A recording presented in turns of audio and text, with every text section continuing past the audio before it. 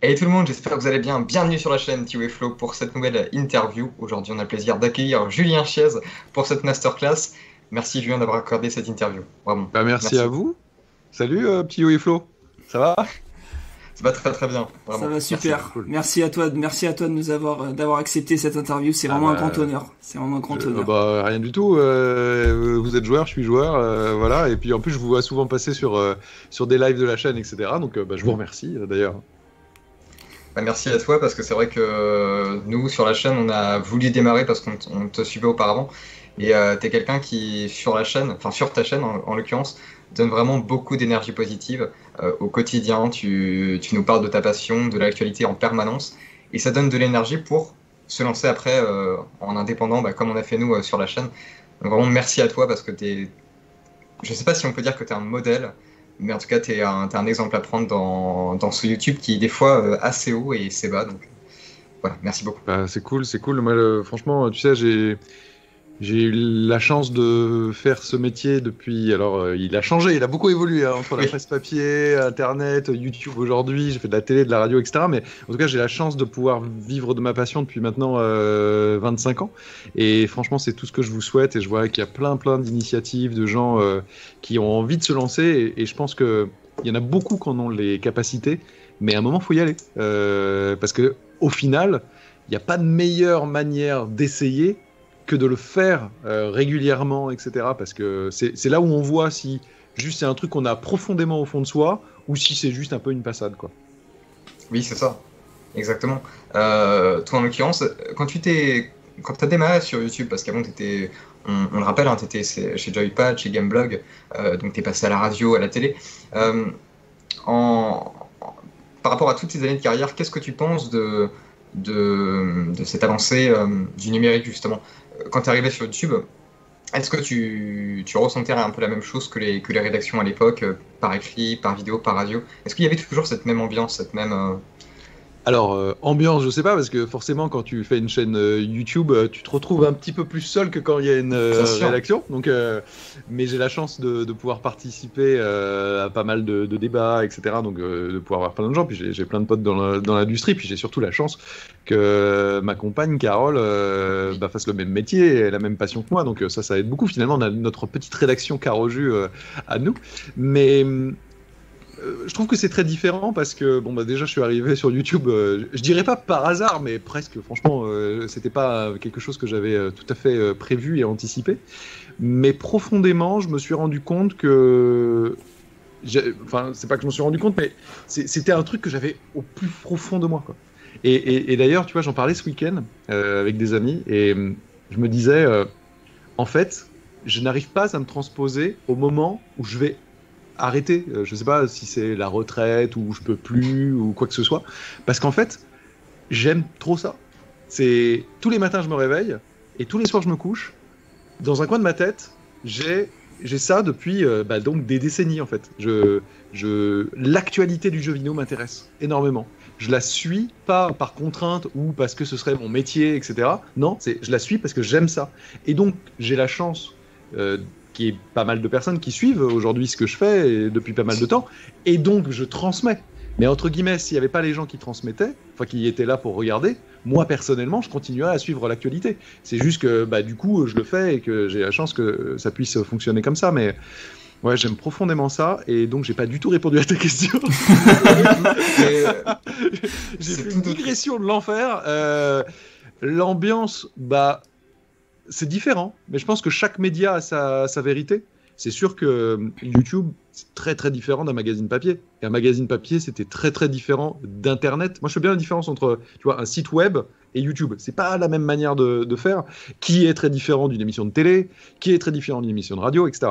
Chacun a sa vérité, sa manière de faire, etc. Chacun a ses codes aussi. Je pense que, mais bon, moi, l'avantage que j'avais entre guillemets, c'est que moi, avant même de commencer ma chaîne YouTube, je regardais moi-même beaucoup YouTube et je regardais beaucoup aussi ce qui se faisait sur le jeu vidéo. Et je trouve qu'il y a 4 ans de cela maintenant, puisque cette semaine on va fêter les 4 ans de la chaîne, déjà. Et là, je fais waouh, Ça passe, hein. c'est passé tellement vite, j'ai l'impression que c'était avant-hier. En fait, il y avait évidemment hein, beaucoup de jeux vidéo sur YouTube, mais c'était pas le même angle. C'était surtout des let's play, des gens qui utilisaient le jeu vidéo pour jouer ou faire tu vois, des réactions, etc. C'était pas vraiment l'actualité du jeu vidéo, qui était très très peu présente, pour ainsi dire, quasiment absente. En tout cas, l'actualité au quotidien du jeu vidéo, les news du jeu vidéo, les tests du jeu vidéo, etc. Et ça, je pense que c'est quelque chose que, par mon background d'avant, quoi, j'ai apporté de manière assez naturelle. Maintenant, il y a beaucoup plus de chaînes qui font ça. Et quelque part, tu sais, c'est l'évolution logique. Et pour enfin répondre à ta question, tu as raison, dans le sens où je pense qu'on est de nouveau à un moment qui a commencé depuis quelques temps maintenant, de nouvelles bascules, comme on a pu le connaître entre la presse papier et Internet, comme maintenant, en fait, on est en train de le voir de plus en plus entre Internet, les sites web, et YouTube. Mais j'ai envie de te dire, et même YouTube et Twitch déjà. Donc tu vois, ça va... En fait, tout ça, les transitions, avant, elles étaient longues, elles prenaient 10 bonnes années, et puis après, elles prenaient 5 ans, et puis maintenant, elles prennent 2-3 ans. Tu vois, très très très vite. Ça va de plus en plus vite, ouais. Et tu voulais réagir à ça? Ouais, non, mais je suis tout à fait d'accord avec Julien, mais moi, j'avais une question pour toi, Julien. Moi, j'adore ce que tu fais là, ton bistrot du jeu vidéo, là, sur l'actualité du jeu vidéo. C'est ça que moi, tu disais que t'étais passionné, que tu savais pas quand t'allais arrêter. C'est pas envie en tout cas. Bah oui, on le voit parce que quand il y a une news qui sort tout de suite, moi j'ai la cloche activée, hein, tu le sais, hein, et à chaque fois je vois Julien Chess qui parle de ça et tout, donc moi je sens que ça se voit que t'es vraiment un vrai passionné, et moi comme disait Flo, c'est vraiment grâce à toi aussi qu'on a ouvert cette chaîne YouTube, parce que on a appris de toi en fait, c'est ça, hein, moi j'ai été bercé en fait par tes vidéos, et du coup j'essaye de les retranscrire aussi sur notre chaîne, du coup, et un grand merci pour ça déjà. Bah, j'ai vu, hein, vous avez l'open bar, etc. Ouais. Quelque part, c'est un peu le bistrot, mais avec des débats et tout. Ouais, c'est ça, ouais. Beaucoup de débats. Moi, je trouve, en tout cas, moi, c'est le conseil, parce que souvent, il y a des gens qui me disent, ah, machin et tout, qui sont un peu, qui ont envie de se lancer, mais qui savent pas trop comment. Je pense que ce qui est important, c'est d'avoir son identité. Je pense qu'évidemment, hein, on s'inspire, etc. Mais le plus important, à terme, c'est de réussir à trouver sa propre voie. Ce que vous allez apporter qui sera différent des autres. Parce que sinon, je pense que si c'est trop s'inspirer ou copier, là je parle pas forcément de vous, mais dans l'absolu, des choses existantes qui marchent déjà bien, oui, je pense que ça fait accélérer au début, mais après, il y a une stagnation. Il faut se réinventer, il faut machin. Moi-même, hein, franchement, hein, je réfléchis souvent à proposer des nouveaux formats, à changer un petit peu la manière de l'aborder, etc. Ma chaîne aujourd'hui n'est pas la même qu'il y a 4 ans. Alors évidemment, il y en a qui préféreront peut-être là, puis un peu moins là, puis etc. Et c'est le rôle du créateur de contenu de sentir un petit peu ça, de sentir les tendances, les mouvances, où est-ce qu'on va, comment est-ce qu'on renouvelle, pour qu'on reste pas toujours dans des petits chaussons tranquilles, parce que sinon je pense qu'à un moment on s'empâte un peu. Voilà. Et justement pour toi, est-ce que pour toi c'est un danger? Parce que sur YouTube, je pense que c'est aussi un métier dangereux de se dire ok, on doit se renouveler en permanence, parce qu'il y a aussi les attentes des abonnés forcément vis-à-vis de tes contenus. Est-ce que c'est une crainte? Est-ce que tu doutes au fond de toi qu'un jour peut-être ça plaise plus, ou qu'il n'y ait plus cette même envie de te regarder? Je crois que je doute tous les jours. Ouais. Tous les jours. En tout cas, j'ai jamais rien pris pour acquis. Je pense que c'est le début de la fin quand tu crois que t'es arrivé, tu vois. Et que t'es arrivé, et donc c'est comme ça, et ça restera comme ça éternellement. Ben non, pas du tout. Je veux dire, le monde médiatique se renouvelle, on l'a dit, encore plus vite que par le passé. Il y a énormément de nouveaux entrants. Vous êtes beaucoup plus jeune que moi, vous avez probablement beaucoup plus d'énergie que moi, etc. Je veux dire, moi je suis un petit vieux, quoi, maintenant, du haut de mes plus de 40 ans, tu vois. Mais blague à part, tu le sens hein, au fur et à mesure. J'ai plus la même énergie que quand j'avais 20 piges. Moi je me rappelle de mes débuts, j'avais 16 ans. Mais j'avais envie de dévorer la planète entière, tu vois, de faire les meilleurs papiers, d'en proposer plein à mon rédacteur en chef, essayer qu'il soit le mieux possible pour qu'il les valide, pour partir en reportage, avoir des interviews, tu vois, je sollicitais des gens pour faire des interviews, comme vous faites en fait. Et c'est génial, et c'est exactement ce qu'il faut faire. C'est vraiment ce qu'il faut faire. Je dirais que j'ai toujours cet appétit-là, dans le sens où... c'est ce que vous dites, hein, Je suis connecté pour voir quand il y a un truc nouveau qui tombe, etc. Et j'ai gardé la curiosité. J'ai gardé l'envie et la curiosité. Et je pense que c'est très très important dans ce métier. Mais par contre, oui, je ne sais pas de quoi demain est fait, véritablement. Il n'y a pas de grand groupe au-dessus de moi. Moi, je suis avec ma petite caméra webcam, là, mon fond vert derrière, parce que ici, ce n'est pas chez moi, hein, c'est un fond vert. C'est pas trop mal fait, merci Skype. Ouais. Mais en vrai, c'est moins funky, hein, c'est tout vert. Hein. Mais bien sûr, oui, il peut y avoir des gens qui arrivent avec des meilleures idées, avec plus d'envie, avec de l'énergie, etc. Et aujourd'hui, j'ai la chance que ça se passe très bien. Je pense par contre qu'il y a une chose auquel je crois, c'est qu'on est son propre capitaine quand on est créateur d'une chaîne. Alors vous êtes deux, vous êtes les co-capitaines, etc. C'est bien. Et il faut croire quand même un petit peu en soi. Parce que Internet... les réseaux sociaux, les commentaires de YouTube, etc., c'est quand même une toute petite proportion, les commentaires, des gens qui vous suivent, généralement. Et plus vous grossissez, plus en fait c'est une petite portion. Et souvent, les gens qui commentent, c'est soit des gens qui aiment énormément, soit des gens qui aiment pas du tout. Et statistiquement parlant, c'est souvent des gens qui ont des trucs à dire, qu'ils ne feraient pas exactement comme ci, ils ne feraient pas exactement comme ça. Il y a parfois une surreprésentation dans les commentaires de choses, de gens qui ont envie de faire changer les trucs. Quoi. Ah non, c'est pas comme ci, fais ci comme ça, etc. Parce que généralement, et c'est humain, quand on apprécie quelque chose, il y a ceux qui vont le dire, mais la plupart vont trouver que c'est normal en fait. Quand on te sert une vidéo que tu as bien aimée, c'est normal, puisque c'est son métier, quoi. Bah ouais, c'est normal.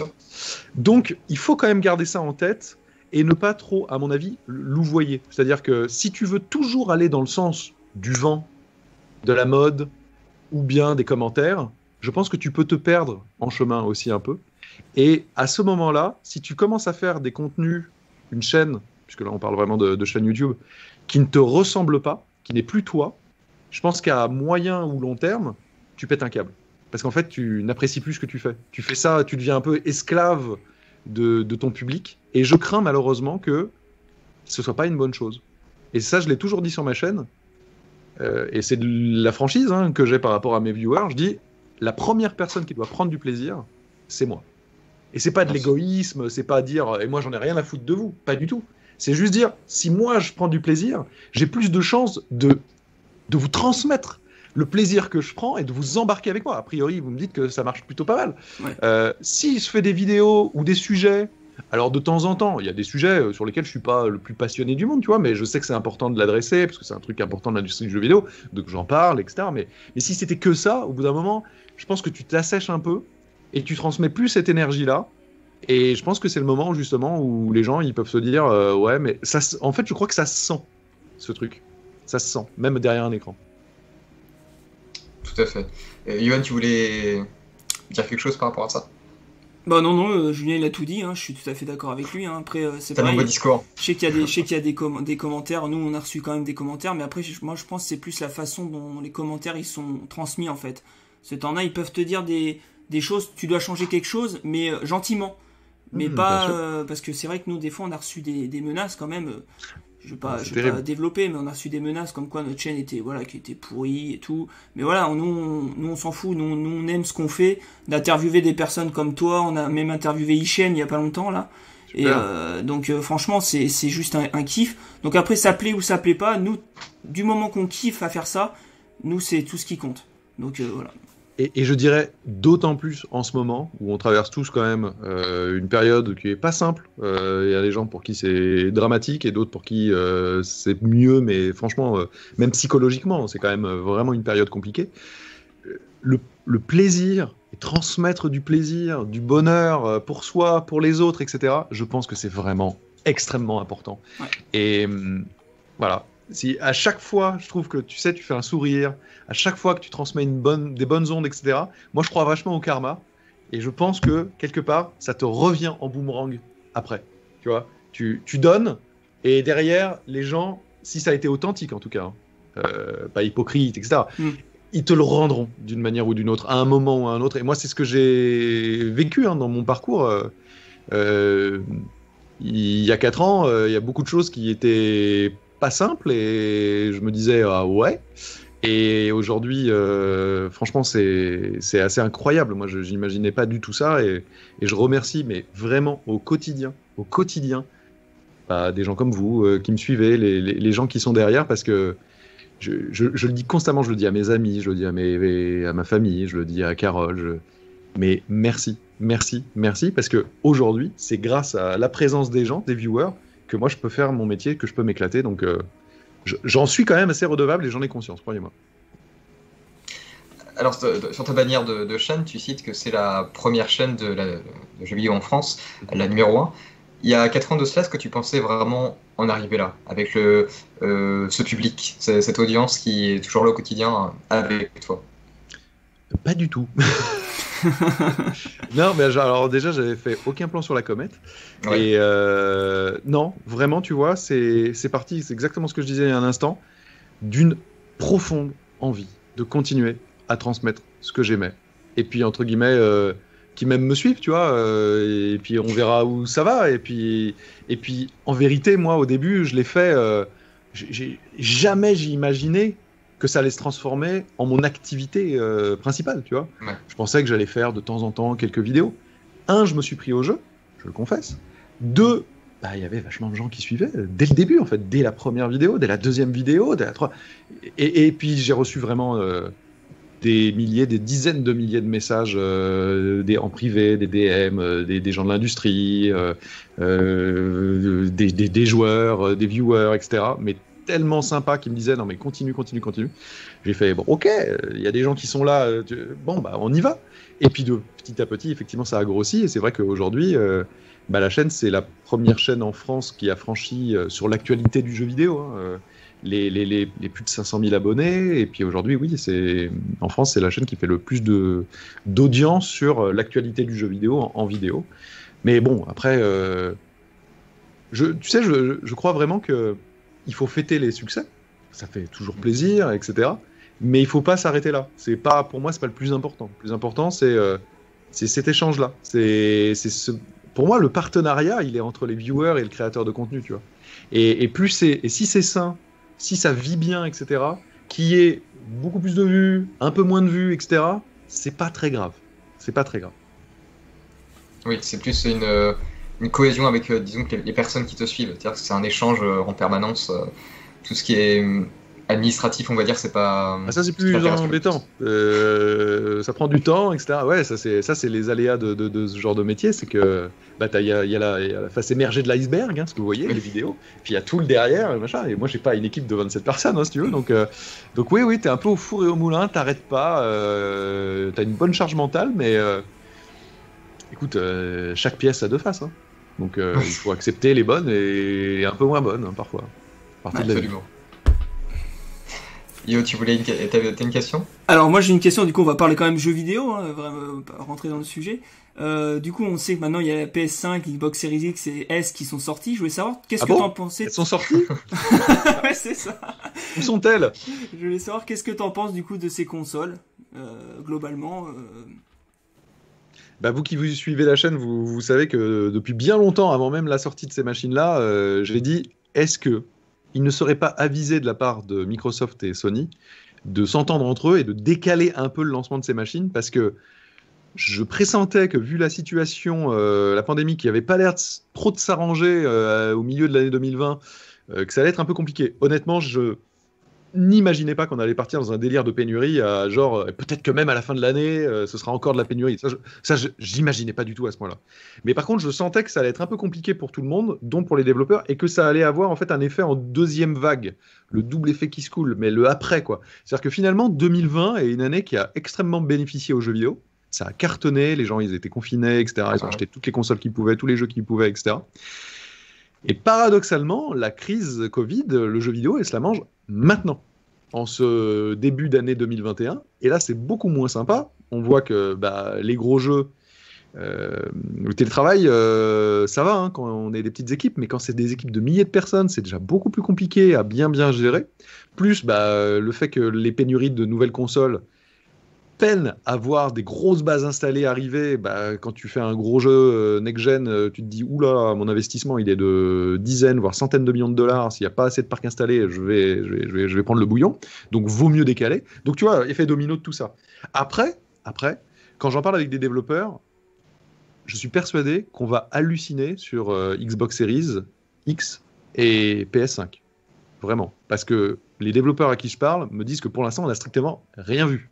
Alors, il va falloir encore un peu de temps, probablement 1 à 2 ans minimum, pour qu'il y ait tous les nouveaux moteurs aussi, l'Unreal Engine 5, etc., qui vont apporter aussi d'autres manières d'utiliser ces machines, qui toutes les deux ont plus de puissance évidemment que celle d'avant, mais ont un élément, et je maintiens, parce que tous les développeurs me le disent, ont un SSD de série. C'est très important par rapport au monde du PC, parce que le monde du PC, évidemment, a des cartes graphiques supérieures au PS5 et Xbox Series.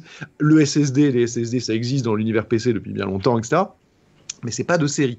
Et pour les jeux exclusifs, du moins, ceux sur lesquels les développeurs vont pouvoir aller se focaliser vraiment là-dessus, ça peut changer en fait des choses, même sur la manière de concevoir le game design.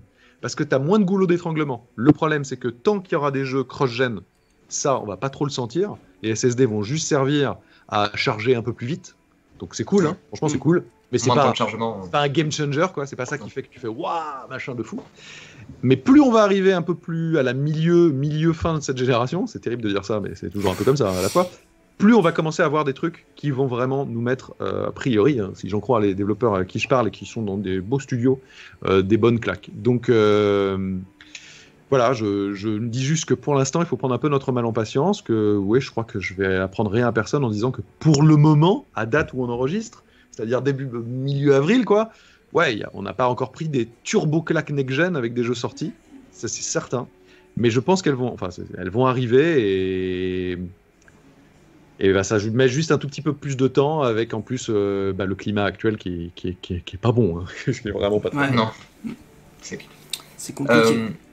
Qu'est-ce que tu penses de la communication des deux constructeurs si on prend par exemple PlayStation le 11 juin avec la fameuse conférence, présentation des jeux, est-ce que tu penses qu'au vu de la situation, c'était pas un petit peu trop tôt d'annoncer toutes ces exclusivités au vu de la situation Par exemple Pragmata ou des jeux comme ça, Pragmata En fait, là franchement, je crois qu'ils sont un peu tout. Moi, je mettrais un peu les trois là dans le même panier dans l'absolu, au détail près, puisque Nintendo a annoncé Bayonetta 3 à sa conf il y a fort longtemps. On n'a rien vu depuis des années. A annoncé Metroid Prime. On n'a rien vu depuis des années. Alors ils ont dit on l'a rebooté. Alors, c'est bien, hein, c'est bien de le dire officiellement. Mais enfin, tu sais, il y a plein de jeux quand en fait ils sortent plus tard, c'est qu'en fait en interne ils sont rebootés. Hein. Final Fantasy XV en est un bon exemple. Donc Xbox, on apprend dernièrement que Fable, Everwild et Perfect Dark apparemment c'est pas avant des années et peut-être même pas avant la mid-gen de Xbox, donc 2 à 3 ans, donc tu vois, c'est pas tout de suite non plus. Et PlayStation, oui, alors Pragmata, je crois qu'ils ont dit que c'était 2022 ou 2023. Donc, ils l'ont repoussé, je crois, 2023, ils avaient dit après. Voilà, ça c'est Capcom, mais donc c'est dans un bon bout de temps. Et puis après, il y a Gran Turismo qui est reporté, mais quel Gran Turismo n'a pas été reporté? God of War, pour l'instant, il est officiellement pas reporté, mais enfin, j'ai comme idée qu'il voudrait, dans son intérêt, ce serait même pas une bonne chose de le sortir en 2021, il faudrait mieux le sortir en 2022. Pour le reste, il faudra voir. Ratchet & Clank a priori sort cette année, Returnal c'est dans quelques jours, et Horizon, moi j'attends beaucoup. Normalement, pour l'instant, est toujours prévu pour 2021, mais pareil, hein, moi maintenant, on va patienter. Non, je pense qu'effectivement, en cette période, il est temps de ne plus donner de date.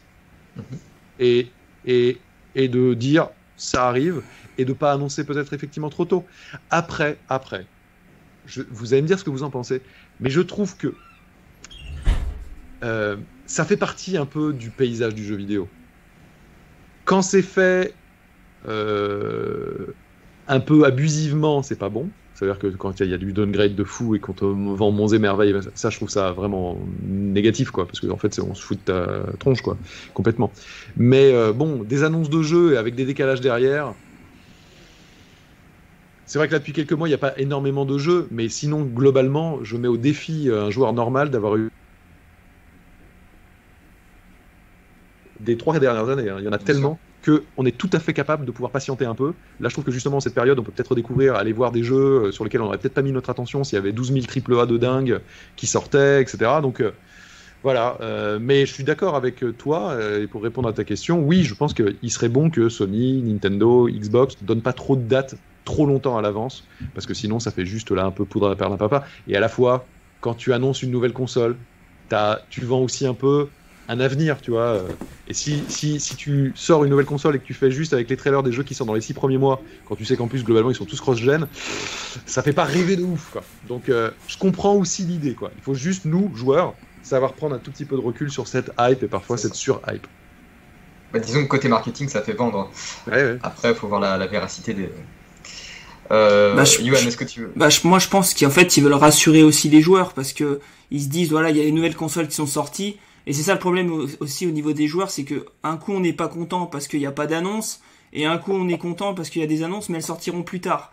Donc c'est vrai que c'est difficile aussi pour les constructeurs de nous faire plaisir, de faire plaisir aux joueurs parce que dans tous les cas on n'est jamais content. Donc c'est ça le problème.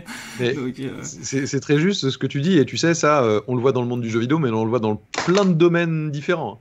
En ce moment, je pense que c'est très facile de regarder, que ce soit dans le monde politique ou même nous les Français, hein, et puis dans le monde aussi. Alors un coup on veut plus de ça, un coup on veut que ça rouvre, un coup on dit ah mais si ça rouvre c'est un scandale, un coup il faut que ça ferme, un coup machin, etc.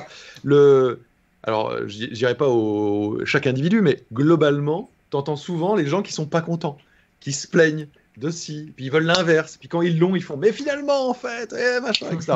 Donc oui bon prenons un peu notre mal en patience. Ça va, c'est pas non plus la fin du monde au niveau ludique, hein. Et puis je trouve qu'en plus en ce début d'année, alors après ça dépend quelle machine vous avez, mais si les gens ils ont une Switch, il y a Monster Hunter Rise qui est quand même très chouette.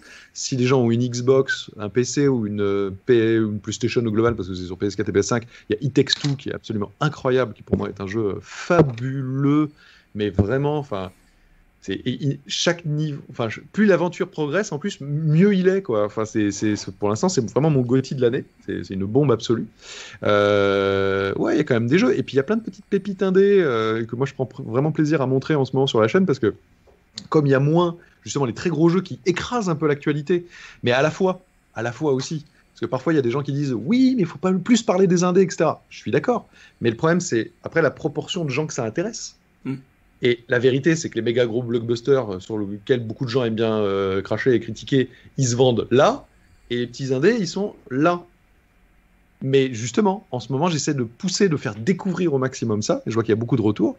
J'espère que ça se traduit pour ces petits développeurs par des ventes derrière, parce que ce serait top. Mais je l'ai toujours dit, hein, pour moi, quand on est joueur, le meilleur moyen de se faire entendre, c'est prendre un jeu plutôt qu'un autre.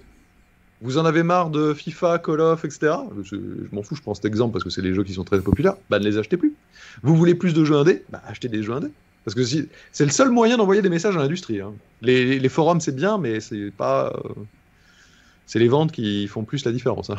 Bah, c'est vrai que les jeux indés, ils se mettent plus maintenant en valeur, du coup, vu qu'il n'y a pas de gros blockbusters. Du coup, les jeux indés peuvent se mettre un peu plus en avant pour pouvoir vendre leurs jeux, donc c'est plutôt cool aussi pour eux. Donc, Complètement. Et puis c'est bien parce que il y a aussi une diversité de propositions dans les jeux indés que tu retrouves moins dans les méga blockbusters qui, de fait, c'est un peu comme au cinéma, c'est un peu comme un peu partout, quoi. Dès que t'es énorme, tu dois justement toucher plus de monde et du coup tu prends un peu moins de risques parce que sinon c'est le feu, quoi.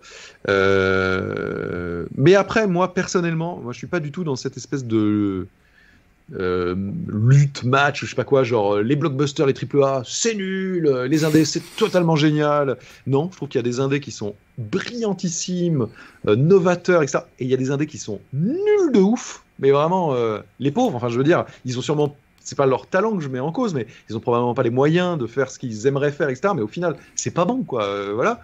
Tout comme il y a des AAA qui sont exceptionnels, dans lesquels j'ai vécu des aventures incroyables, et il y a des AAA où tu as vraiment l'impression que c'est copier-coller chaque année. Voilà, bah après, c'est à la discrétion de chacun. Alors, à la dernière conférence Xbox, le ID Xbox, on avait vu une centaine de jeux indés. Le rythme était assez long. Oula. Mais est-ce qu'il y en a un que tu as retenu, comme ça, pour parler rapidement des jeux indés Alors, il y en a quelques-uns que j'ai retenus, oui. Il y en a un en particulier, je crois que son nom c'est Omno. C'est un jeu qui est fait justement par une seule personne apparemment, donc chapeau. Hein. Ça a l'air très vaporeux, ça a l'air d'être un peu un mix entre Journey, on glisse un peu comme ça sur le sable et machin, mais à la fois il y a un peu de Jurassic Park, il y a des espèces de grandes créatures comme des diplodocus, etc.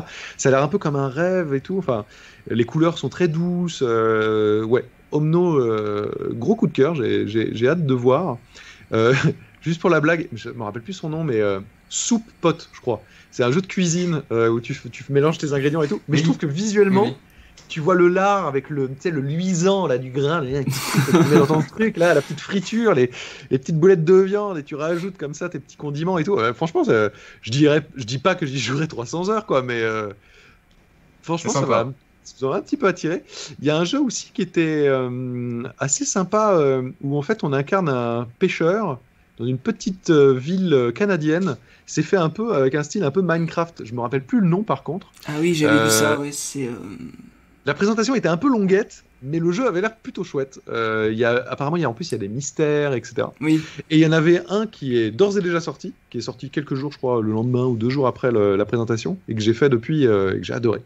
Je l'ai présenté sur ma chaîne, c'est Narita Boy.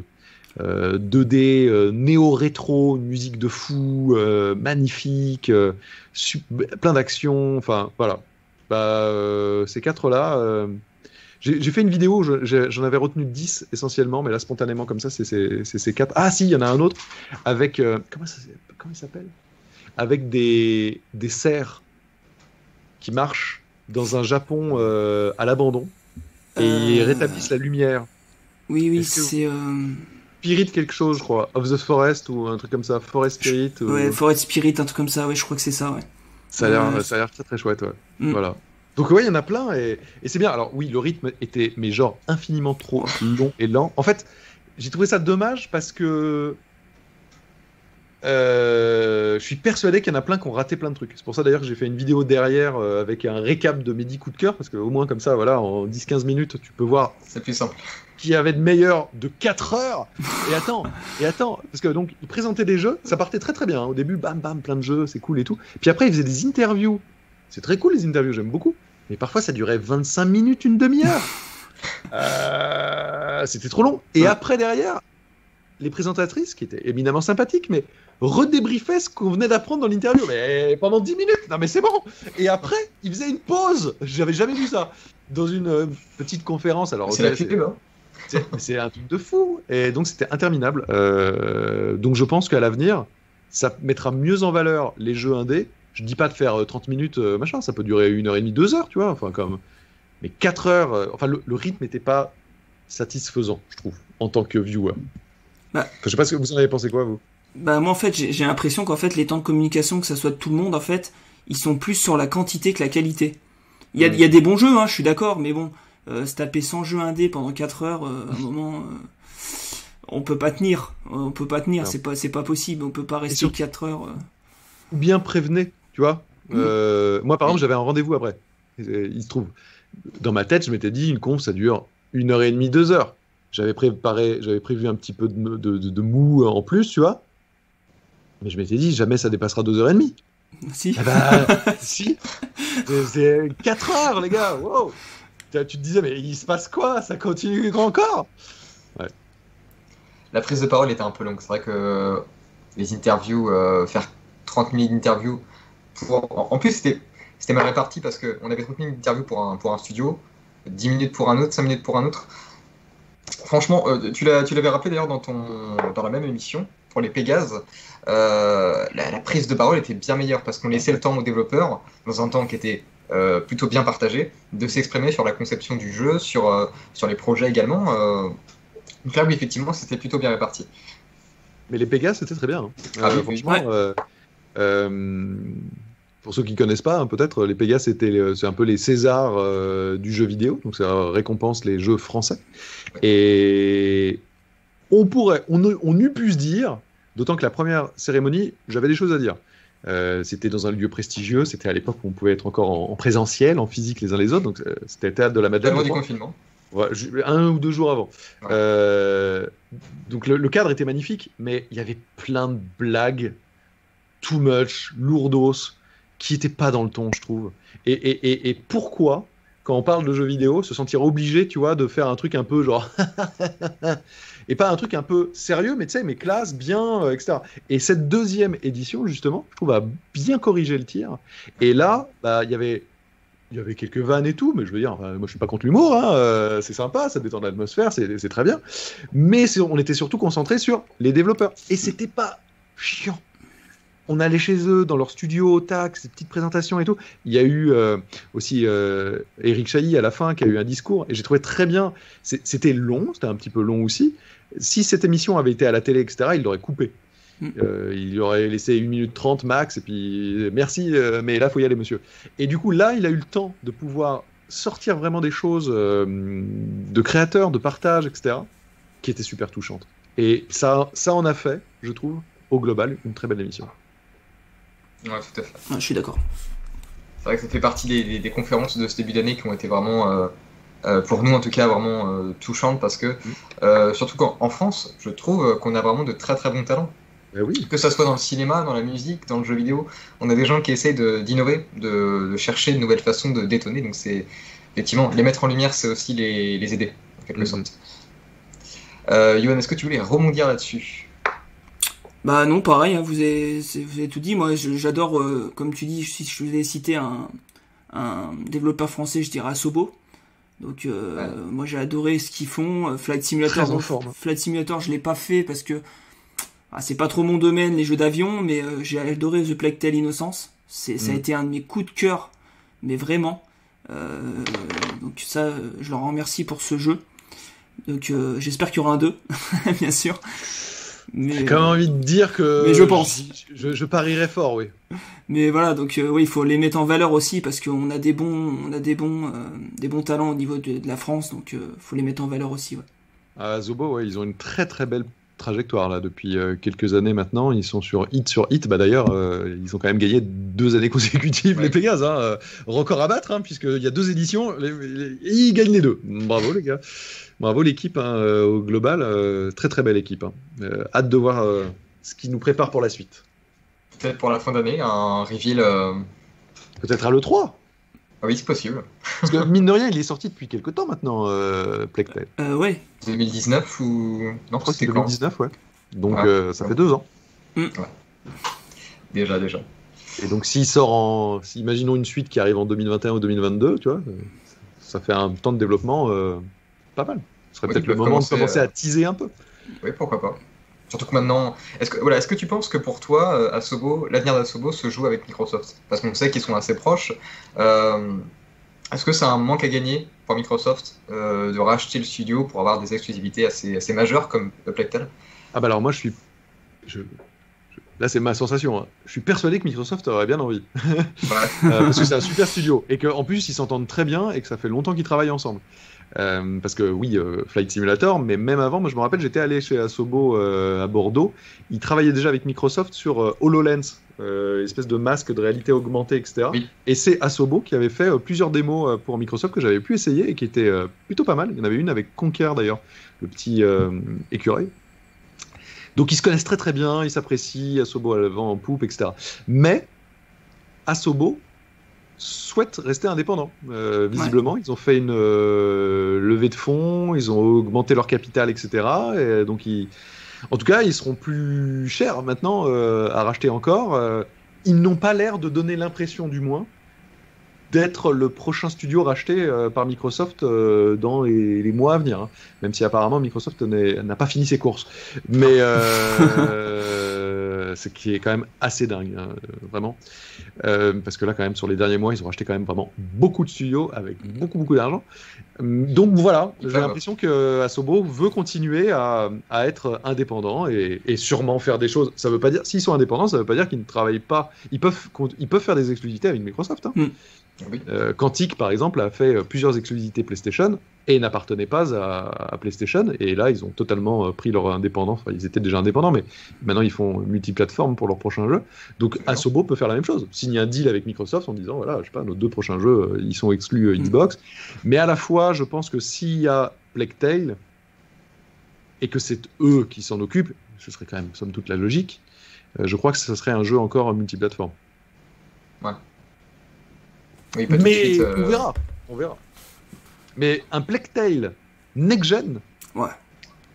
avec plus de moyens, parce que le jeu a quand même bien marché, etc. et tout, donc, tu sais, la qualité, c'est pas leur faire disgrâce que de dire que le premier Plague Tale, c'était pas encore un méga triple A. Mm. Et quand on dit triple A, double A, etc., c'est pas la qualité du jeu, hein. C'est l'argent, en fait, qui est investi, que ce soit dans le développement et le marketing. Plague Tale, il n'a pas eu les moyens d'un méga triple A. Bah, si, et je leur souhaite, ils pouvaient avoir genre encore plus de moyens, donc pour aller encore plus loin, peut-être faire grossir l'équipe, donc un truc encore un peu plus dense, etc., et encore plus de marketing. Moi, je pense qu'ils peuvent vraiment faire mal. Parce que le premier techniquement était assez abouti quand même. Ouais. Donc, Ah ouais. Non. Bah, c'était novateur, on n'avait jamais vu ça, un peu avec les rats et tout, c'était dingue, franchement, c'était... Et puis, mais je pense aussi, il a aussi eu un peu de vie grâce au Game Pass aussi, parce que du coup, tout le monde a pu y jouer aussi grâce au Game Pass, donc je pense qu'il s'est fait aussi une nouvelle vie grâce à ça aussi, je pense, ce Plague Tale. Ah bah, le Game Pass, c'est une super offre pour découvrir des jeux, hein. Ça c'est certain. Finir, ça, je ne sais pas, mais en tout cas, les découvrir, oui. Et j'avais une question pour toi sur le Game Pass. Est-ce que tu penses qu'il n'y a pas un problème au niveau de la pub? Parce que nous, les connaisseurs, les passionnés, on sait le Game Pass que c'est, qu'on peut jouer à plus de 400 jeux pour 12,99 par mois. Mais est-ce que les autres le savent? C'est ça en fait. J'ai l'impression que la pub, elle est mal faite pour les autres personnes qui connaissent pas tellement le jeu vidéo. Écoute, je pense qu'il y a plein de gens effectivement qui ne savent pas que le Game Pass existe, c'est certain. Mais je pense que petit à petit, tu sais, dans ce genre de choses, il y a aussi beaucoup d'effets de bouche à oreille. Tu as toujours un pote, tu sais, qui est le plus connaisseur de ton groupe sur le jeu vidéo et qui du coup est un peu prescripteur des tendances. Et si ce pote-là, il commence à dire franchement, moi je suis sur le Game Pass et c'est mortel. Et bah tu sais, il peut avoir deux de ses potes qui commencent à se dire ah bon, moi aussi je vais me mettre sur le Game Pass, et puis ces deux se transforment en 4, puis 4 transforment en 8, etc. C'est généralement comme ça que ça fonctionne, hein. Et par exemple, l'avantage qu'a PlayStation en ce début de génération, c'est d'être parti de beaucoup plus haut que Xbox, en fait. La PS4 a supra cartonné, beaucoup plus que la Xbox One.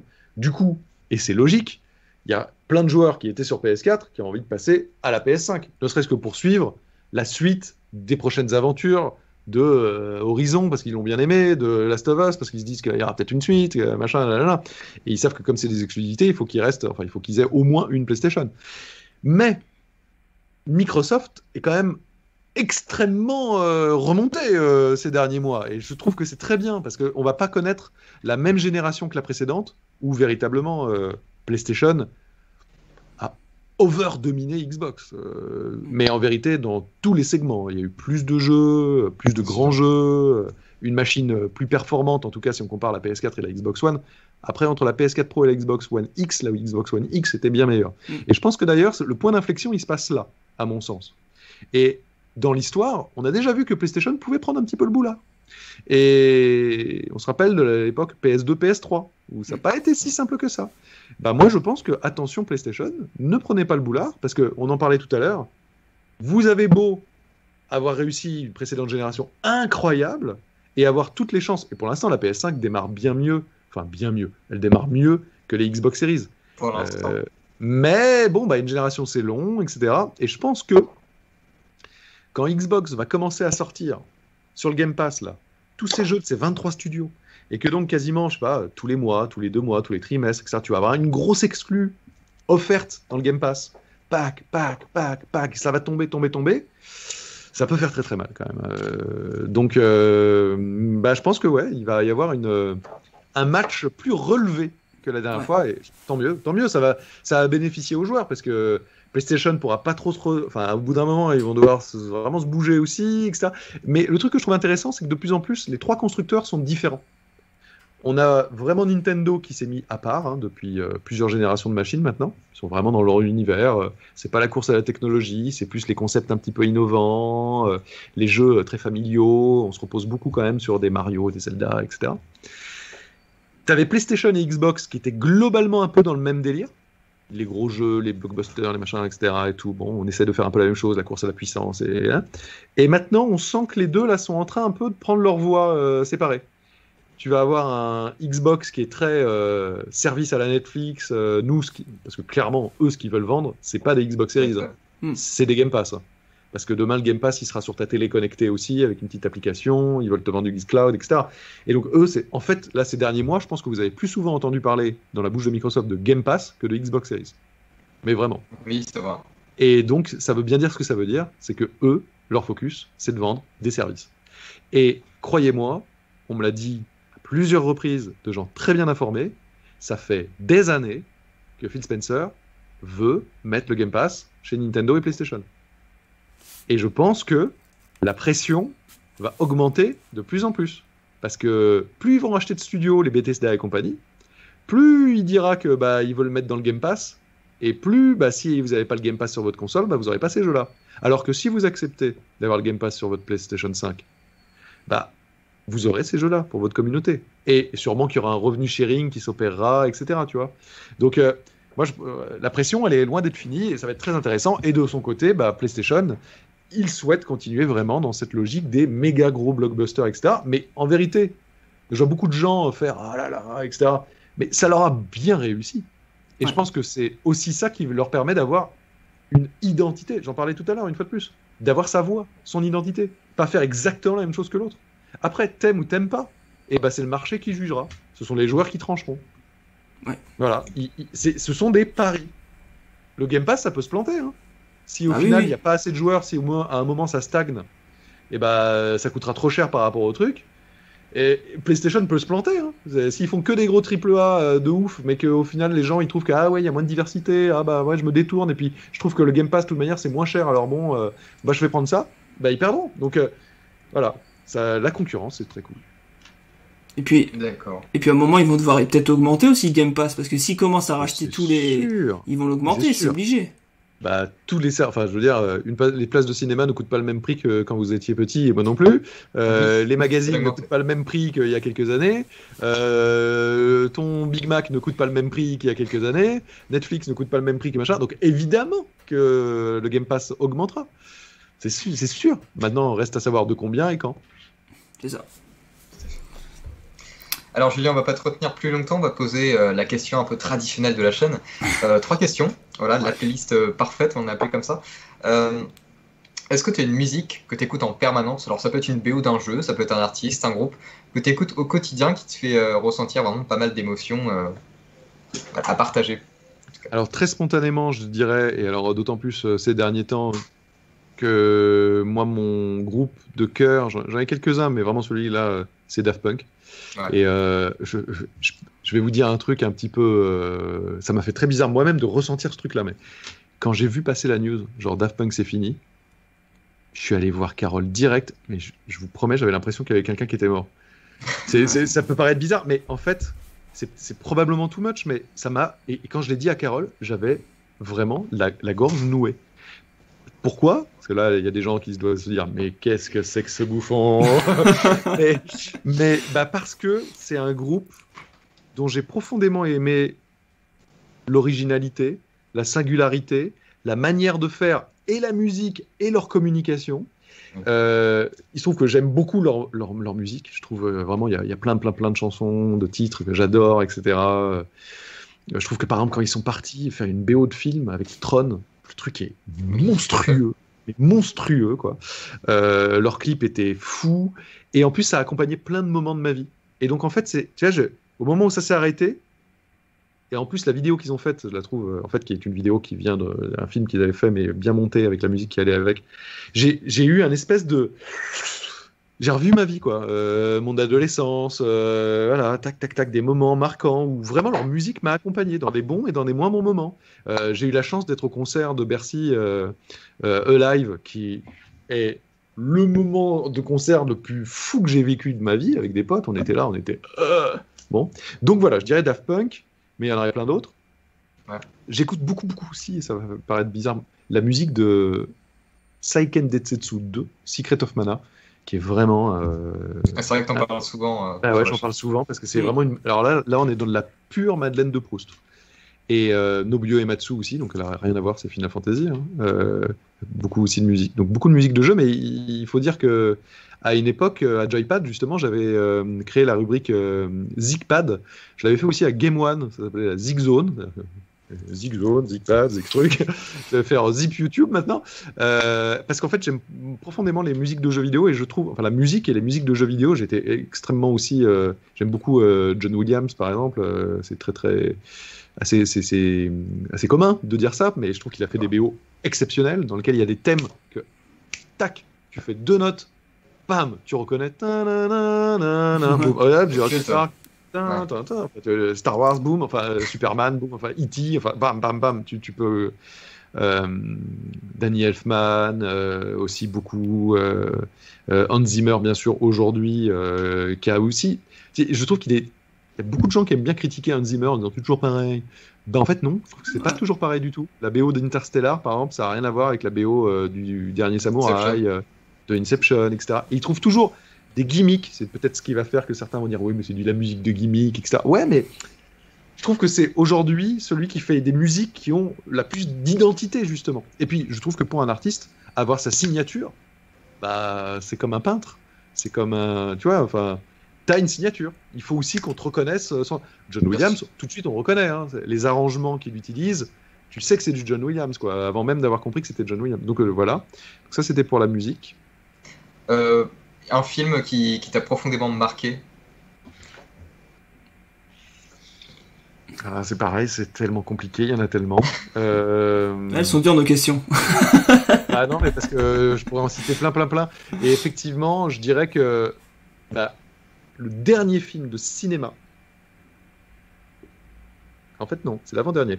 L'avant-dernier film de cinéma qui m'a bouleversé en salle, ça a été Interstellar, justement. Ouais. J'y étais, mais je me rappelle, tu sais, la séquence où il doit remettre les 2 vaisseaux ensemble et tout, là, la caméra qui tourne, la musique qui part et tout. J'étais vraiment, mais rivé sur mon canapé, non, sur le fauteuil du cinéma, comme ça et tout. Je vivais intensément. Et voilà. Et là, j'ai trouvé que c'était organique, quoi. Vraiment, c'était une émotion de cinéma. Et je trouve que dernièrement, il n'y en avait pas eu tant que ça. Et donc, je disais l'avant-dernier parce que le dernier film de cinéma au cinéma que j'ai vraiment, ou sur lequel j'ai pris une claque, c'est Parasite. Qui a eu la Palme d'Or à Cannes il y a 2 ans maintenant, je crois. Bon, là, rien à voir. Hein. Là, des émotions totalement différentes. C'est plus social, etc. C'est assez dérangeant. Ah ouais.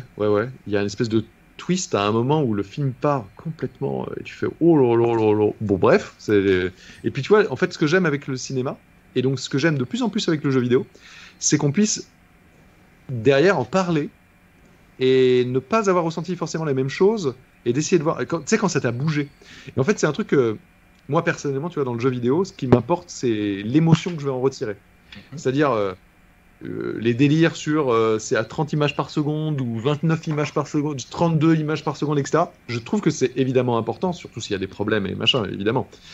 Mais c'est pas ça que je vais retenir, tu vois. Par contre, je vais retenir des passages, des séquences, et c'est pour cela que moi je préfère, mon genre préféré, c'est les jeux d'action, aventure, un peu narratif, tu vois, les Uncharted, les Last of Us. Ça raconte une histoire.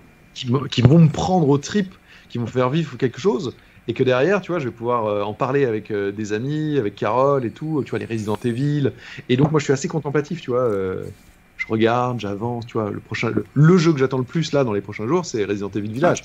Parce que l'ambiance a l'air complètement folle. Visuellement, ça a l'air assez dingue. Et il y a tout ce que j'aime, c'est-à-dire de la peur, du mystère, un château avec des créatures un peu étranges. Ouais, j'ai tellement hâte d'y être. Un peu donc, comme à l'époque, finalement. Pardon ? Ça revient un peu aux sources, le village. Je trouve aussi. Enfin, je trouve que c'est un mix un peu entre Resident Evil 4, que j'avais énormément aimé, et le premier Resident Evil. Pour l'élégance un peu du château. Exactement. Ouais. Tu sais, les pièces avec les grandes tables, les feux de cheminée. Et je trouve que la série, on était un peu parti, et personnellement, je suis bien content de retrouver ce genre de truc-là. Ça fait du bien. On retrouve un peu l'ambiance en tant que... Toi, t'es un fan de la première heure. Moi, je suis un peu jeune pour avoir connu les premiers à sa sortie, mais ça fait du bien. Surtout que pour avoir fait la démo Maiden, on n'a pas vu grand-chose. C'est une démo technique, c'est vrai, mais c'est vrai que l'ambiance y est, le cadre aussi. On sent que Capcom, je sais pas combien de temps ils ont mis dans le développement du jeu, mais on sent vraiment qu'ils ont travaillé le moindre détail, la moindre finesse d'élégance dans les, je sais pas, dans le travail des lumières, dans le travail même du son aussi, qui est très important dans un jeu d'horreur, j'imagine. Donc, Ouais, non, mais Le son est dingue. j'espère que ça va être à la hauteur de nos attentes. Mais j'avoue que j'en ai des assez élevés là. Ouais. Ça a l'air très très très très chouette. C'est vraiment là, tu vois, ça faisait quelques temps que j'étais pas genre comme ça en attente de fou que le jeu. Là, je te promets que le moment où je vais appuyer, je voudrais être dans les meilleures conditions. C'est-à-dire, je vais y jouer la nuit. Bébé sera en train de dormir. Je sais que Carole sera en train de jouer de son côté. Et comme ça, on va pouvoir se retrouver à 3h du matin à débriefer en faisant t'as vu? Non mais pourquoi? Machin. De toute façon, on sera fixé dans moins d'un mois maintenant parce que c'est le 7 mai. 7 mai, ouais, donc moins d'un mois. Ouais, c'est ça. Ça va venir très très vite. Et donc, pour finir sur les films, je rajouterais E.T. aussi, parce que E.T. m'a énormément marqué. Vraiment, je trouve que c'est un film extrêmement poétique, super touchant. Je l'ai revu à Noël en famille. Ouais. Et on parlait des musiques de John Williams, je pense que c'est l'une de ses plus belles partitions. Ouais, grandiose ce film. Alors, il a un petit peu vieilli par rapport aux effets d'aujourd'hui, mais il a une beauté. Et je trouve que c'est ce qui manque au cinéma d'aujourd'hui. Et de tous les trucs, là, les Marvel et les machins, etc. C'est que c'est spectaculaire visuellement. Franchement, c'est incroyable, c'est magnifique. Mais ça manque un peu de fond. Et je trouve que les blockbusters de mon époque, là c'est là où je vais faire mon instant un peu le vieux con, quoi, mais des années 80-90, bah quand même, hein, les Indiana Jones, etc., tu vois, c'était du grand spectacle. Hein, mais il y avait toujours un truc où il y avait des petites phrases, des petits trucs, une morale, un machin, etc., qui faisait que... Et ça allait pas trop vite. Aujourd'hui, je trouve que c'est quasiment devenu des clips. Ça, tu changes de plan, d'explosion, de machin, d'effets, Alors c'est méga génial, hein, ça va dans... wow, enfin, c'est super classe, mais parfois ça raconte pas grand chose. Ouais. Et c'est un peu dommage. Tu sors derrière, tu sais, ouais, t'en es pris plein la tronche, t'as fait ouais, je passais un bon moment, ouais, mais tu l'as oublié déjà, quoi. Syndrome Big Mac. Tu le manges, tu fais ouais, c'est pas mal, machin, mais voilà, tu t'en fous complètement, quoi. Dernière question, cette fois-ci concernant ton jeu vidéo de cœur, vraiment. Un jeu qui t'a marqué depuis que tu as commencé à jouer. Eh bien, pareil, là, il y en a vraiment, vraiment beaucoup. Je dirais que, forcément, pour moi, il y a deux jeux qui font que, en fait, je suis en train de vous parler. C'est Final Fantasy VI et Secret of Mana. Parce que ce sont les deux titres sur lesquels je me suis dit, ok, c'est cool de jouer, mais j'ai envie d'en parler. Je veux essayer de transmettre ce que je ressens parce que c'est trop fort, quoi. Enfin, je veux essayer d'aller à la rencontre des gens qui sont derrière ces jeux. Je veux rencontrer les développeurs, je veux avoir... voilà. Et donc, c'est à partir de là, en fait, que je me suis dit, attends, il y a des magazines papier, etc. Il faudrait peut-être que je fasse quelque chose. Et en fait, il y a Tomb Raider aussi. Tomb Raider, où j'ai fait... C'est incroyable, ça. Tu vois, c'est tout ce que j'aimais, quoi. Il y avait de l'aventure, du mystère, de la réflexion. Alors aujourd'hui, tu vois le premier Tomb Raider, tu fais waouh, ça a bien pas changé. jouable de ouf. Et c'était super anguleux. Ouais, mais nous, on avec notre regard de, je crois que c'est en 96 que c'est sorti. C'est ça, ouais.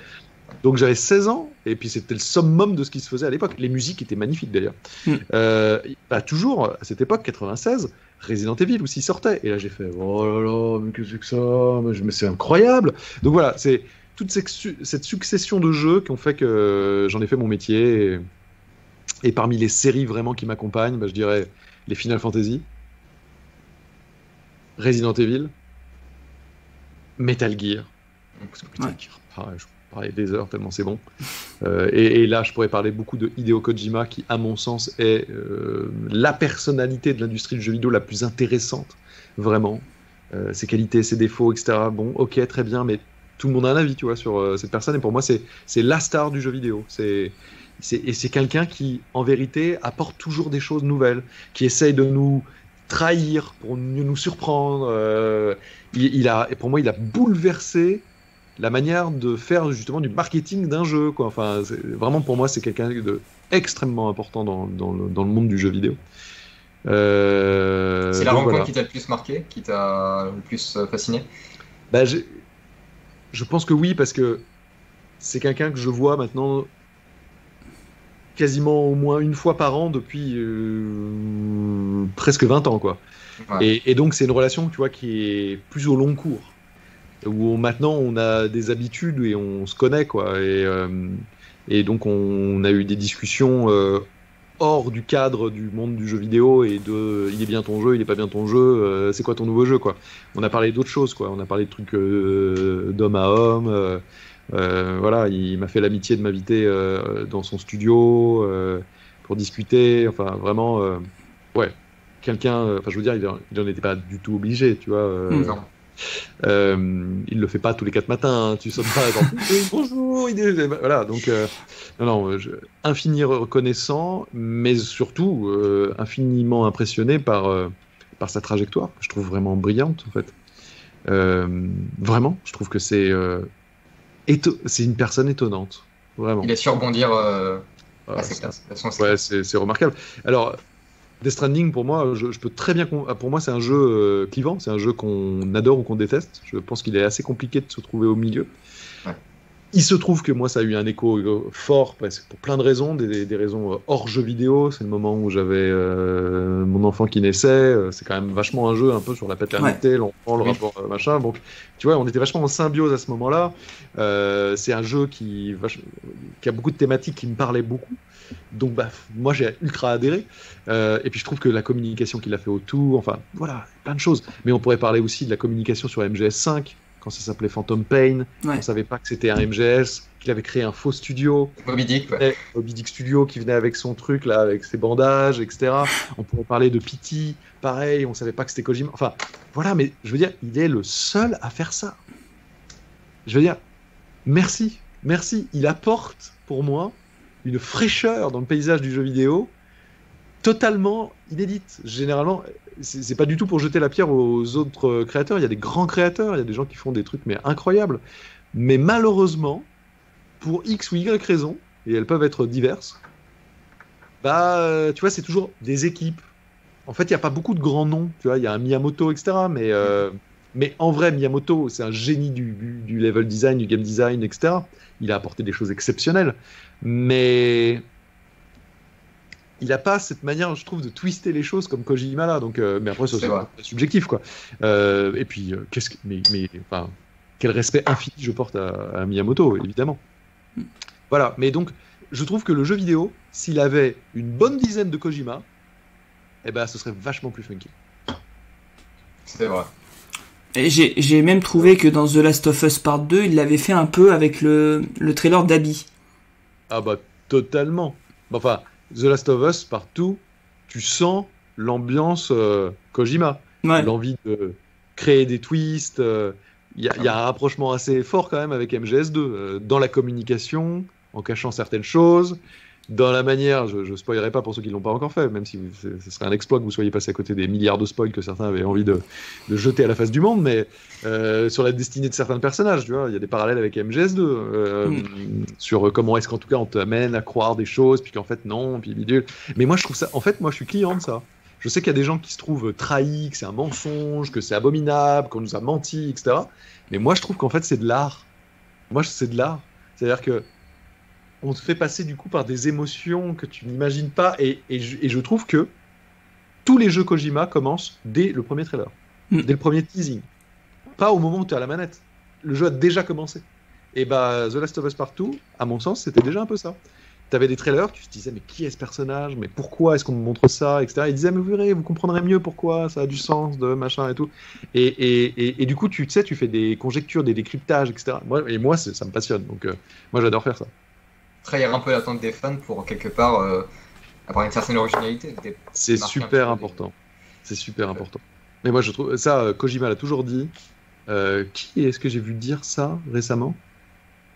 Moi c'est ce que j'essaye un peu à mon tout petit niveau avec la chaîne. Hein. Parfois c'est, je sais, certains vont pas machin, mais vous inquiétez pas. Enfin vous inquiétez pas. Si je le fais, c'est que je pense que c'est bien de le faire comme ça. Faites-moi confiance. Vous allez voir. Vous allez être surpris. Peut-être vous désarçonner un peu, mais regardez, on va tenter quelque chose. Voilà. Yo, tu voulais rebondir là-dessus ? Bah non, bah oui, non, mais je suis tout à fait d'accord avec toi, Julien. De toute façon, faut nous hyper, et je trouve que le fait de faire des trailers comme ça, en fait, ça nous hype plus parce qu'on se dit qu'est-ce que c'est, sur quoi on parle là et tout. Moi, The Last of Us, je me rappelle, mais j'étais hypé de ouf quand j'ai vu le truc d'Abby. Je fais mais c'est quoi, c'est la mère d'Ellie, c'est Ellie plus vieille. On se posait des questions et tout, c'est ça qui était kiffant. Et surtout, t'étais en empathie avec ce personnage qui s'en prenait plein la figure, qui était en train de se faire torturer, quoi. T'étais ultra empathique, alors que quand tu découvres ce personnage dans le jeu, tu fais... et du coup, tu te dis, oh, en fait, c'est de la manipulation mentale. Mais moi, je trouve ça chouette, parce que c'est pas pour faire du tort, tu vois, à quelqu'un. C'est pour t'entraîner dans un bien culturel, quoi, un truc où je te raconte une histoire, mais en fait, non, tu vas être surpris, ça te crée un twist, ou ça te crée une émotion, tu fais, mais quoi? Ah bon? Mais machin, et voilà. Bah, c'est ça, moi, que j'aime aussi dans le jeu vidéo. J'aime pas que ça, mais je trouve que, en tout cas, moi, c'est les choses que je recherche le plus, quoi. Ouais. Ça fait partie un petit peu de la magie de la communication, de l'attente. Ouais, non, mais c'est vrai. Ah ouais, parce que si c'est juste pour te montrer un cut de mecs qui font... voilà, ouais. Super, bah, ok, bah, d'accord, mais ça, tu l'as 1 milliard de fois. C'est clair. Et puis, je me dis surtout qu'ils se prennent la tête, tu vois. C'est pour ça que moi, je trouve que les spoils, c'est terrible. Ouais. Et moi, sur la chaîne, quand c'est des jeux très attendus, à dimension narrative importante, je le fais pas forcément sur tout le machin, mais vraiment, je fais filtre à spoil, et les gens qui spoilent, ils sont au courant, ils sont bannis direct. Parce que je trouve que en fait, c'est dégueulasse. C'est vraiment, tu sais, c'est comme le Sixième Sens, etc. J'en connais, hein, des gens qui allaient devant les cinés et qui passaient et qui disaient la fin du film, tu vois. Genre, en fait, ça sert à quoi? Tu retires, tu voles le plaisir des gens et l'attente des gens. C'est juste dégueulasse. Donc, bon, tu feras tes conneries ailleurs. Mais je trouve que c'est terrible pour les gens qui ont travaillé pendant 4-5 ans à garder le secret, à essayer de fabriquer leur truc, et on leur vole ce truc-là. Ah, je trouve ça horrible. Ouais, je suis d'accord. Absolument. Alors, Julien, pour terminer cette interview, j'avais une question. Tu as commencé à 16 ans, tu nous as dit. Aujourd'hui, qu'est-ce que tu as à dire à quelqu'un de 16 ans qui commence dans le journalisme, dans une rédaction, dans l'actualité? Eh bien, arme-toi d'énergie, de patience et de passion. Cultive ta singularité. Sois toi-même et fais en sorte que ce toi-même, en fait, ce soit pas une espèce de copier-coller du mec ou de la nana d'à côté, quoi. Parce que c'est ça qui va faire que tu vas te distinguer.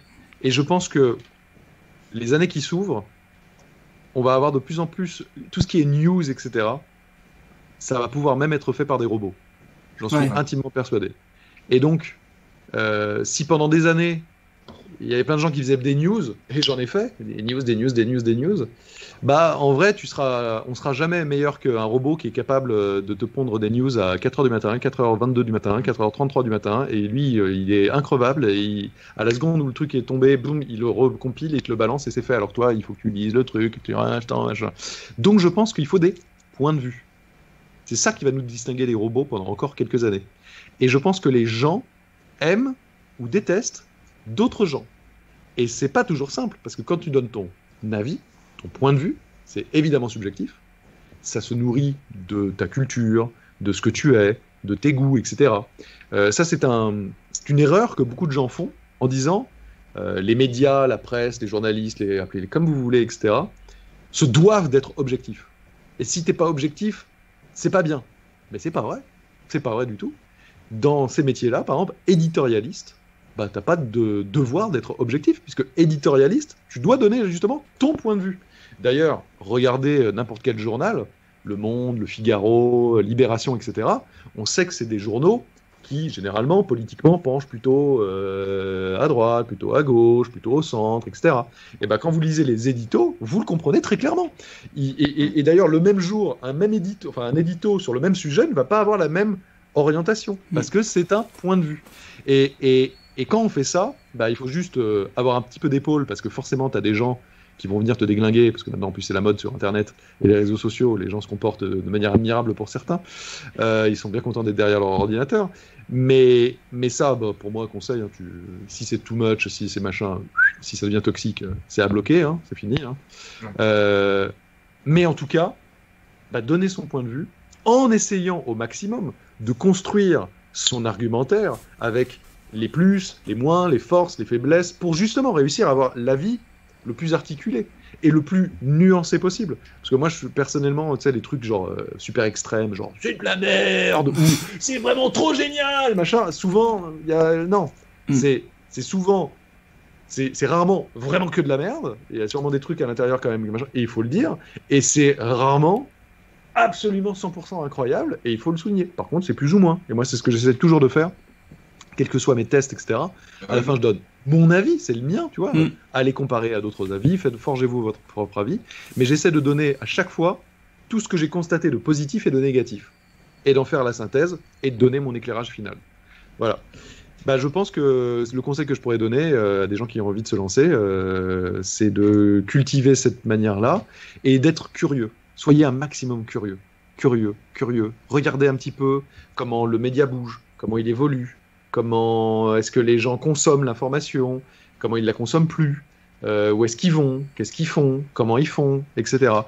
Ça demande du temps, hein, ça demande de savoir prendre du recul, parce que tu prends un maximum d'infos et après tu passes le tamis et tu essaies d'en tirer ton analyse personnelle, quoi. Voilà.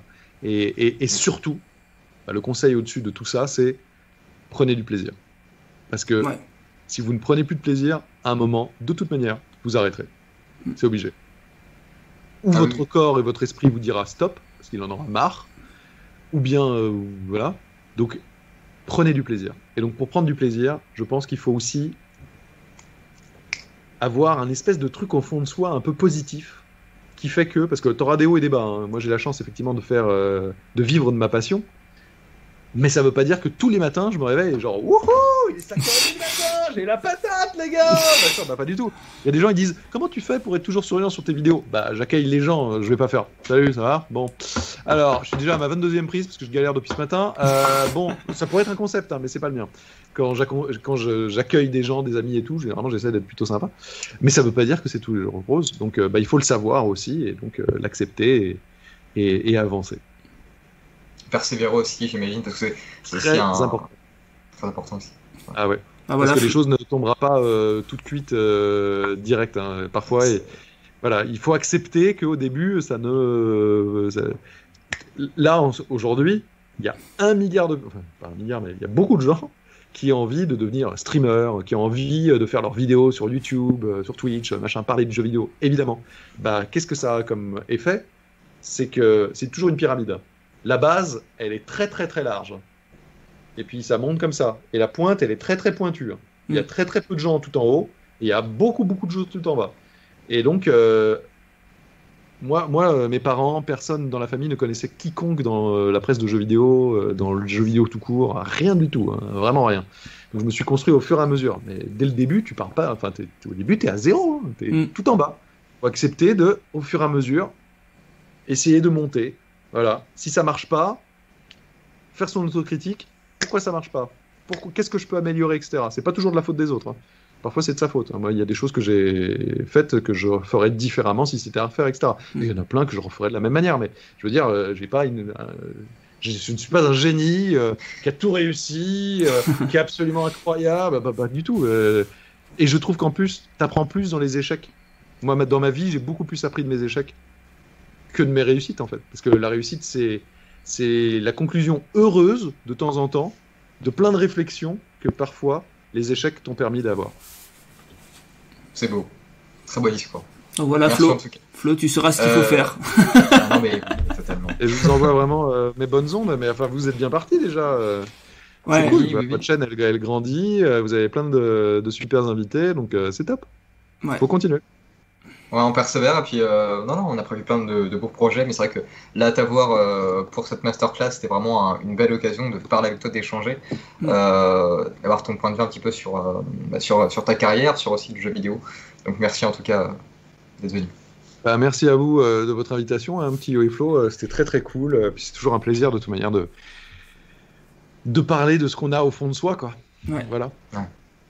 Totalement. Yo, tu voulais le mot de la fin? Eh ben ouais, merci Julien, merci. Moi je vais te dire continue ce que tu fais parce que c'est génial. Moi je serai toujours de toute façon je veux dire un supporter, parce que ouais, je suis un footeux, donc je suis un supporter de Julien Chiez et Carole, parce que Carole j'adore aussi, je suis toujours aussi sur ses lives. Donc continuez comme ça, n'écoutez pas ce que disent les autres, franchement, voilà, vous ce que vous faites, tu sais, c'est génial. La plupart des autres, en fait, ils sont plutôt positifs, sinon on serait pas... Oui. Et c'est, quel que soit le domaine, aujourd'hui, je voyais Samuel Etienne se prendre la tête encore sur Twitter hier, etc. Enfin, tu sais, on attaque... C'est les gens qui sont en haut qui se font attaquer, c'est pas les gens qui sont en bas. Enfin voilà, c'est comme ça.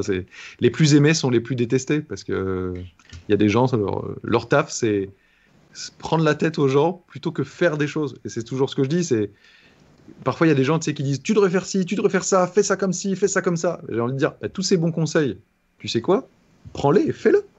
Fais-le. Ce sera plus intéressant pour toi. Voilà. Et puis, il y a un truc qu'on lit parfois pas mal quand on est créateur de contenu, c'est de toute manière, c'est pas un métier. Oui, tu sais quoi, si tu penses que c'est pas un métier et que ça a l'air vraiment trop génial et que ça a l'air d'être super facile à faire, etc., fais-le. Fais-le, parce que tu vas kiffer, de fou. Donc, vas-y. Parce que même nous, on a une petite chaîne et franchement, c'est beaucoup de boulot. Alors, j'imagine pas Julien. Donc, franchement, arrêtez de dire ça parce que franchement, nous, des gens galèrent. Pour faire quoi? 2 vidéos, une vidéo par semaine. Alors j'imagine même pas Julien qui en fait 5-6 par semaine. Donc voilà, c'est beaucoup de boulot. Donc tous ceux qui disent que c'est juste en fait un passe-temps, parce qu'il y en a beaucoup qui disent ça, c'est juste un passe-temps. Non, c'est beaucoup de boulot. C'est un travail, en fait. Voilà. Comme tout le monde. Comme quelqu'un qui... C'est un travail différent et c'est un travail dans lequel véritablement je prends beaucoup de plaisir, mais pas toujours. Voilà, comme tout travail, il y a des moments. Ce n'est clairement pas le travail le plus pénible du monde, mais il a ses qualités et ses défauts. Il y a ces trucs difficiles, etc. aussi. Quand tu es exposé sur Internet, etc., tu sais, il y a des trucs où il y a plein de gens qui font des métiers où personne. Ils se prennent pas la marée humaine des gens, etc.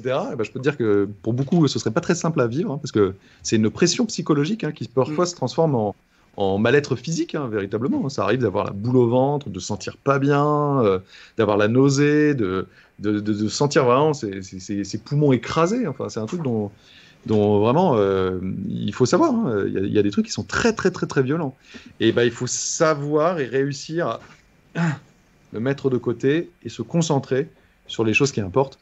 Et véritablement, l'écrasante majorité, mais genre 98% des gens sont extrêmement positifs, donc concentrons-nous là-dessus, et les gens qui sont toxiques, moi vraiment, conseil, on les met de côté, et voilà, puis ils restent entre eux, puis ils font leur petit c'est ça. Et merci en tout cas Julien d'être passé sur la chaîne pour cette masterclass. Merci beaucoup. Vraiment, je sais pas quoi te dire, je sais pas ce qu'on peut te dire parce que c'est vraiment un honneur pour nous d'avoir discuté avec toi. Donc merci beaucoup en tout cas. Merci beaucoup à vous, merci à votre communauté, et puis je passerai, puis vous êtes évidemment les bienvenus, mais je sais que vous êtes là sur les différents lives, donc à très bientôt.